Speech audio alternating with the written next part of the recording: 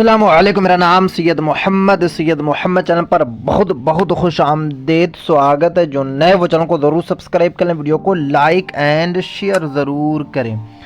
उर्दू में डीएलएड कैसे करें सिर्फ़ और सिर्फ मौलवी पास।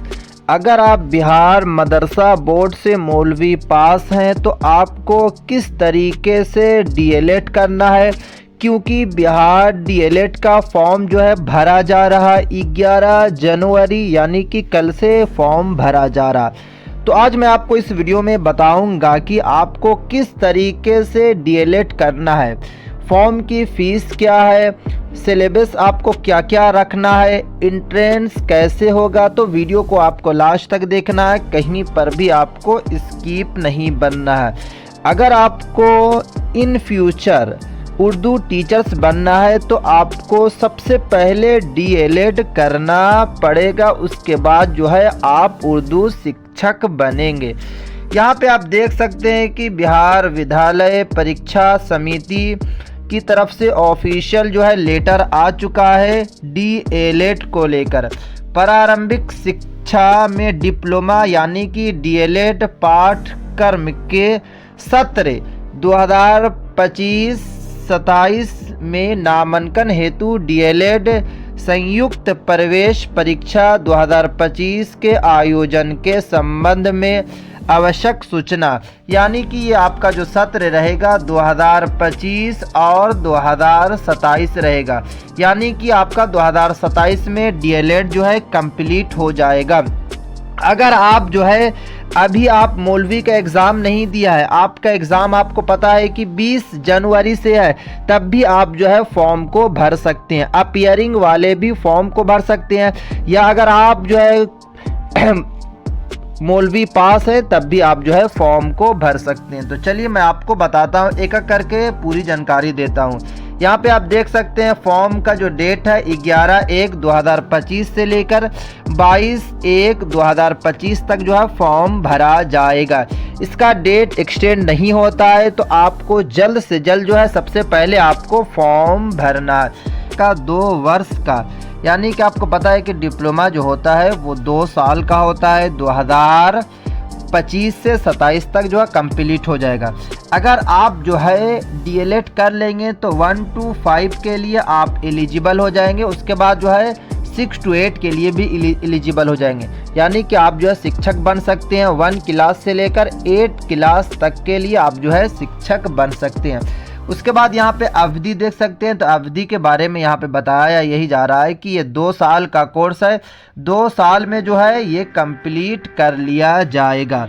उसके बाद प्रत्येक वर्ष में कार्य करने के कम से कम 200 दिन होंगे, जिसमें परीक्षा और प्रवेश की अवधि शामिल नहीं होगी, यानी कि प्रत्येक वर्ष में काम करने के लिए कार्य करने के लिए कम से कम यहाँ पे जो टाइम रखा, दिन रखा, देख सकते हैं कि 200 दिन होंगे, जिसमें जो है एग्ज़ाम को हटा दिया गया है। इतना दिन आपको क्लास करना पड़ेगा, क्योंकि बिहार में 2 तरीके से डीएलएड होता है। एक तो होता है कि सरकारी, जिसको आप सरकारी कॉलेज से, और दूसरा होता है प्राइवेट कॉलेज से। क्योंकि सरकारी कॉलेज की जो फ़ीस है काफ़ी कम है और प्राइवेट कॉलेज की जो फ़ीस है वो थोड़ी सी ज़्यादा है। फ़ीस कितना वो भी मैं आपको बताऊंगा।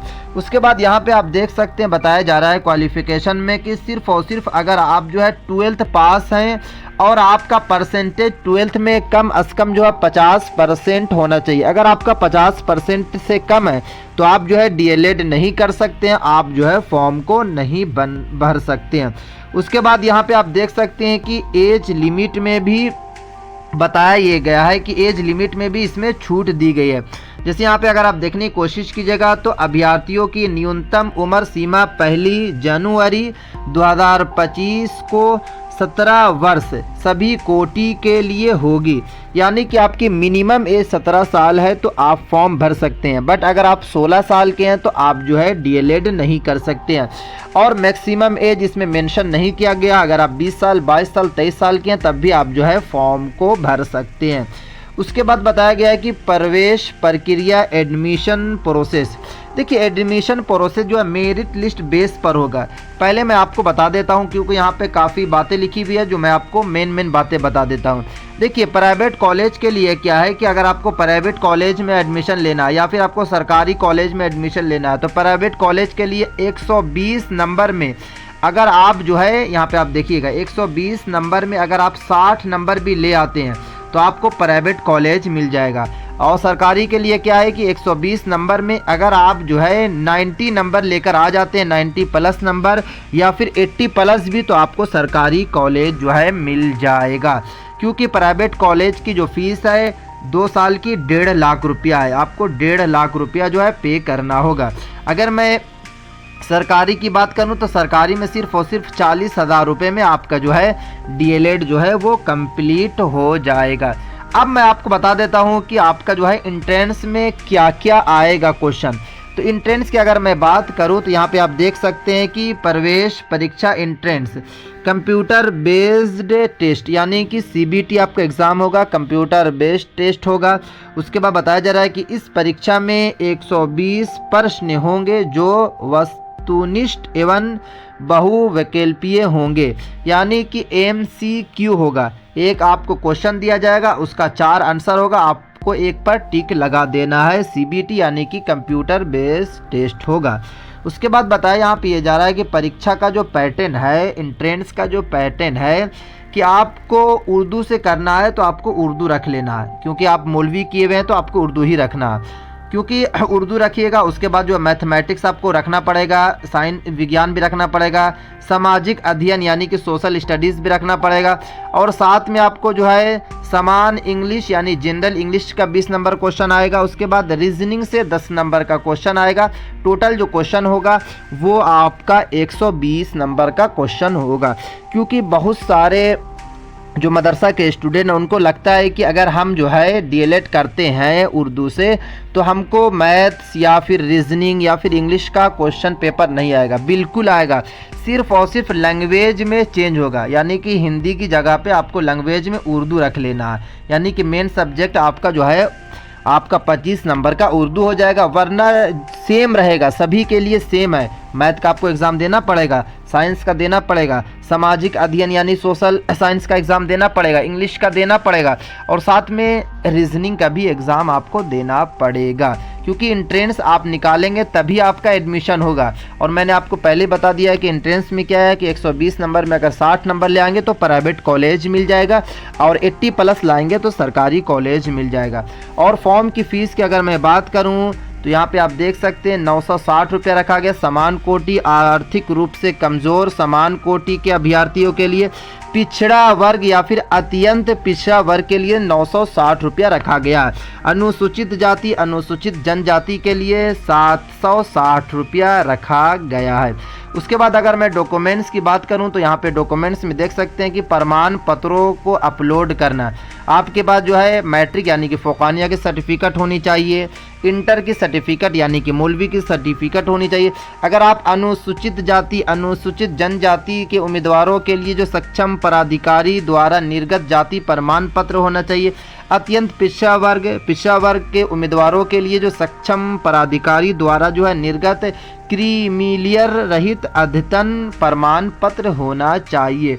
यह आपसे कुछ डॉक्यूमेंट्स मांगा जाएगा। अगर आप EWS कैटेगरी में हैं तो आपको भी आर्थिक रूप से पिछड़ा वर्ग समान कोटि EWS का दावा करने वाले अभ्यर्थियों के लिए सक्षम पदाधिकारी द्वारा निर्गत प्रमाण पत्र यानी कि आपको EWS का प्रमाण पत्र देना पड़ेगा, तभी जो है आप जो है फॉर्म भर सकते हैं। उसके बाद है कि बिहार राज्य के अभ्यर्थियों के लिए निवास प्रमाण पत्र यानी कि रेजिडेंशियल सर्टिफिकेट भी होना अनिवार्य है। बिहार राज्य निवासी सेवारत यानी कि सेवानिवृत्त दिव्यांग या भूतपूर्व सैनिक के लिए भी आपको एक डॉक्यूमेंट्स देना पड़ेगा।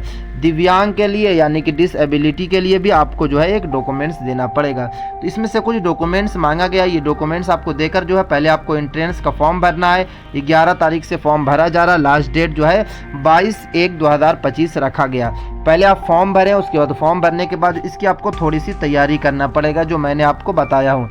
जैसे कि उर्दू के लिए आपको थोड़ा सा तैयारी करना पड़ेगा, साथ में मैथमेटिक्स की तैयारी करना पड़ेगा, साइंस की, उसके बाद सोशल साइंस, उसके बाद जो है कि जनरल इंग्लिश होगी, और साथ में रीजनिंग की भी आपको तैयारी करना पड़ेगा। अगर आपका मैथ काफ़ी कमज़ोर है, क्योंकि मदरसे के स्टूडेंट को का मैथ काफ़ी कमज़ोर रहता है, तो मैथ आपको छोड़ देना है, क्योंकि अगर आपका 25 नंबर कम भी होगा तो दिक्कत नहीं, क्योंकि इसमें निगेटिव मार्किंग नहीं है। इसमें से अगर आप आँख बंद करके भी लगाएंगे तो आपको जो है कुछ ना कुछ तो ज़रूर नंबर मिल जाएगा। 5 नंबर तो इसमें मिल जाएगा मैथ में। उसके बाद जो उर्दू में आपको मेहनत सही से कर लेना, 25 में कम से कम 23-24 नंबर लाने की कोशिश करना है।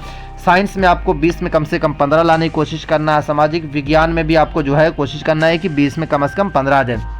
उसके बाद जनरल इंग्लिश बहुत ही इजी आती है, कोई ज़्यादा हार्ड नहीं आती है, तो यहाँ पर भी आपका जो है 17 से 18 नंबर जनरल में भी आ जाएगा। और रीजनिंग में अगर आपका 5 नंबर भी आया तो ऑटोमेटिक आपका 80 से 82 नंबर बन जाएगा, जो सरकारी कॉलेज आपको मिल सकता है। तो ये थी आज ही काफ़ी इंपॉर्टेंट वीडियो। मौलवी वाले ज़रूर फॉर्म भरें, क्योंकि फॉर्म आ चुका है और फॉर्म जो है भरा जा रहा है। तो ये थी आज ही काफ़ी इंपॉर्टेंट वीडियो। अस्सलाम वालेकुम।